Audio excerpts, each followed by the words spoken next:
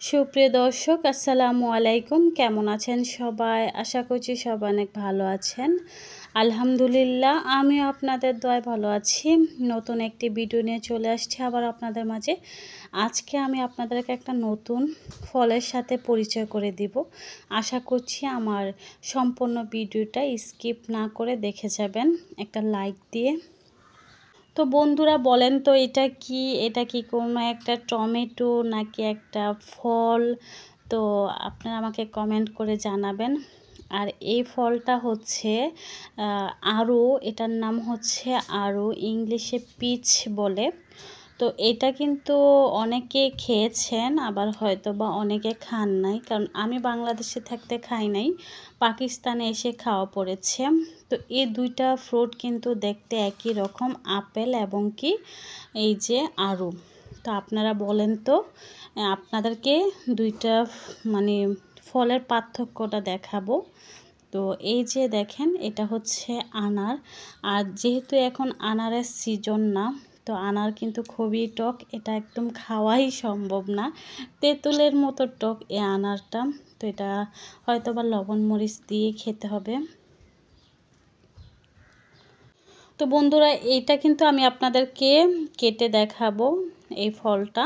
তো দেখেন এটা দেখতে কেমন, এটার ভিতরটা কেমন। এই যে এভাবে ছিলাও যায়, আপনি ছিলকা সহ খেতে পারবেন, কোনো সমস্যা নেই। তো এটা কিন্তু আমাদের বাংলাদেশের যারা গ্রাম অঞ্চলে থাকেন তারা হয়তো বা গাছে একটা গাব গাছ আছে, ওইটার ফলটা কিন্তু এরকম, কিন্তু আসলে ওইটা না, এটা অন্যরকম। আর ওইটার ভিতরে যে বিচিগুলা থাকে ওই বিচিটার মতোই কিন্তু এটা, স্বাদটা কিন্তু একদম চিনির মতো মিষ্টি, এত টেস্টি একটা ফল। তো এটা কিন্তু আসলে অনেক জায়গায় পাওয়া যায়, দেশের বাহিরে আর কি। তো এটা আমাদের বাংলাদেশে কিন্তু এখনও পাওয়া যায় না। তো বন্ধুরা এই তো আপনাদেরকে আমি একটা কেটে দেখালাম। তো আপনারা আমাকে কমেন্ট করে জানাবেন, এটা আপনাদের কাছে আমার একটি দাদার প্রশ্ন রইল, এটা কি টমেটো নাকি এটা জাপানি ফল? আর এটা হচ্ছে আরু আর আপেল কিন্তু একই রকম দেখতে, তো সেই জন্য আমি আপনাদেরকে কেটে দেখাচ্ছি দুটার পার্থক্য কীরকম। তো বন্ধুরা এটা হচ্ছে আরু, আর এই ফলটা কিন্তু অনেক টেস্টি, সুস্বাদু, এবং এটা আপনার টক মিষ্টি, আপনারা চাইলে মরিচের গুঁড়ো দিয়েও খেতে পারবেন। এটা হচ্ছে আপেল। তো আপেল আর আরুর পার্থক্যটা আপনাদেরকে দেখিয়ে দিলাম। আর জানি আমার ভিডিও হয়তো বা আপনাদের কাছে ভালো লাগে না, সেই জন্য আমার ভিডিওতে লাইকের সংখ্যা অনেক কম আসে। আমি আপনাদেরকে ভালো ভালো ভিডিও উপহার দিতে পারি না, তো হাত থেকেও মাঝে মাঝে এভাবে পড়ে যায়, তো কি করার আছে, যেহেতু ভিডিও করার সময় অনেক ঝামেলা হয়, আর আমাকে কিন্তু একলা ভিডিও করতে হয়। আর এটার মধ্যে কিন্তু অনেক বড় একটা বিচি আছে, আপনারা চাইলে এটা ছিলকা সহ খেতে পারবেন, আবার ছিলকা ছিলিও খাওয়া যায়। তো আপনাদের সাথে আজকে আমার এই ভিডিওটা শেয়ার করলাম, তো আপনাদের কাছে ভালো লাগবে। তো আর যেই টমেটোটা দেখতে পাচ্ছেন ওইটা শেয়ার করার জন্য, ওইটা ভিডিও করার জন্য, আপনাদেরকে দেখানোর জন্য আমি ভিডিওটা করেছি। দেখেন এটা কিন্তু আমি মরিচ দিয়ে খাচ্ছি, মরিচ দিয়ে খেতে কিন্তু খুব ভালো লাগে, আর যেহেতু এটা টক মিষ্টি। তো বন্ধুরা এই তো আপনাদের মাঝে আজকে আমি শেয়ার করলাম এই ভিডিওগুলো।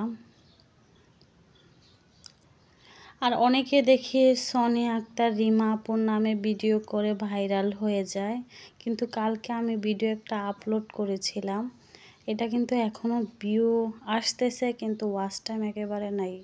তো এরকম ভিডিও আপলোড করে তো কোনো লাভ নাই, ঠিক না? শুধু চ্যানেলের মনে হয় যে ক্ষতি হবে।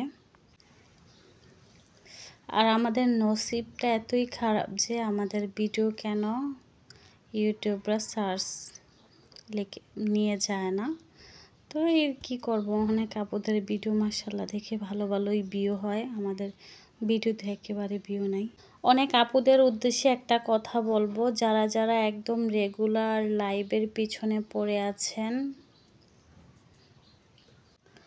লাইভের পিছে পড়ে আছেন তাদের উদ্দেশ্যে একটাই কথা বলবো, আপনারা কিন্তু চ্যানেলটা তাড়াতাড়ি মনিটাইজ করতে পারবেন, কিন্তু আপনাদের চ্যানেলে কিন্তু পরে অনেক সমস্যা হবে। আর ইউটিউব লোকেরা কিন্তু আমাদের অঙ্ক টিচার, ম্যাথের টিচাররা যেভাবে আমাদের ম্যাথকে অঙ্ক গুলা যেভাবে দেখে, বীজগণিত, পাটিগণিত, জ্যামিতি, ঠিক সেরকম ইউটিউব চ্যানেলে কিন্তু ওই রকমই আপনাকে মানে দেখে ওরা মনিটাইজ করবে। তো আপনাদেরকে কিন্তু ওরা দেখবে যে আপনি ইউটিউব থেকে মানে ভিডিও থেকে কতটুকু ওয়াচ টাইম পেয়েছেন, এমনকি আপনি লাইভ থেকে ওয়াচ টাইম মানে সবগুলো আপনাকে দেখবে, তারপর আপনার চ্যানেলটা মনিটাইজ করবে। তারপরে যখন আপনি লাইভ থেকে ওয়াচ টাইম পাবেন, মনিটাইজের পরে কিন্তু এটা অনেক সমস্যা হতে পারে। তো সেজন্য বললাম এত বেশি লাইভ না করে, অনেক আপুরা হয়তো বা মাইন্ড করতে পারে, এখানে মাইন্ড করার কিছু নাই। বেশি ভিডিওর লাইভের পিছনে না পড়ে ভিডিওর পিছনে পড়েন, ভিডিও দেন, হয়তো বা সপ্তাহে একবার লাইভ করেন, এটা আপনাদের জন্যই ভালো হবে। মাঝে মাঝে এত কাশি আসে, কাশির জন্য কথা বলতে পারি না, তারপরেও ভিডিও করতেছি, কি করার আছে। ইউটিউব চ্যানেল খুলেছি, একদম একটা নেশা হয়ে গিয়েছি ইউটিউব চ্যানেলের প্রতি। তো এই তো বন্ধুরা, আর মেয়ে হইলে মনে হয় ঝামেলা, ওরা যা দেখে তাই কিনতে চায়। তো আজকে 15 দিন থেকে ওর মাদ্রাসা যাওয়ার সময় খাদিজা, আমার মেয়েটার নাম, তো মাদ্রাসা যাওয়ার সময় একটা মেকআপ বক্স দেখে হোলসেল থেকে, ওটা কেনার জন্য পাগল হয়ে থাকে। তো অনেক দিন পর আজকে ওকে কিনে দিলাম, ওইখান থেকে আসবেই না সেই এটা ছাড়া, তো কিনে দিলাম। তো এই তো কিনে দেওয়ার পরেই একটু খুশি হলো। জিনিসটা কিন্তু দেখতে সুন্দর, মেকআপ বক্সটা খুবই সুন্দর। এই তো আপনাদেরকে দেখালাম, মেকআপ বক্সটা কিন্তু আমারও খুব ভালো লেগেছিল।